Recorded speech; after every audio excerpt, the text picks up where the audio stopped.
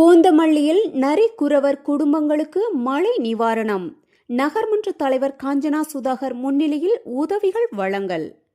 பூந்தமல்லி நகராட்சியின் 9ஆம் வார்டில் வசிக்கும் நரிக்குறவர் குடும்பங்களுக்கு தொடர்ந்து மழையால் ஏற்பட்ட பாதிப்பை தொடர்ந்து நிவாரண உதவிகள் வழங்கப்பட்டன. நகர்மன்ற தலைவர் காஞ்சனா சுதாகர் அவர்கள் அதிகாரிகளுடன் இணைந்து அப்பகுதியை நேரடியாக ஆய்வு செய்து 65 குடும்பங்களுடன் குடை, பாய், போர்வை, பிஸ்கெட் உள்ளிட்ட நிவாரணப் பொருட்கள் மற்றும் 300 பேருக்கு இரவு உணவு வழங்கினார். குடும்பங்களின் குறைகளையும் கேட்டறிந்த அவர் மேலும் உதவி தேவைப்பட்டால் உடனடியாக தொடர்பு கொள்ளுமாறு அறிவுறுத்தினார். இந்த நிகழ்ச்சியில் மாவட்ட பிரதிநிதி லயன் சுதாகர், உறுப்பினர் செந்தாமரை நெல்சன் மற்றும் நகராட்சி அதிகாரிகள் கலந்து கொண்டனர். செய்தியாளர் வினோத்குமார்.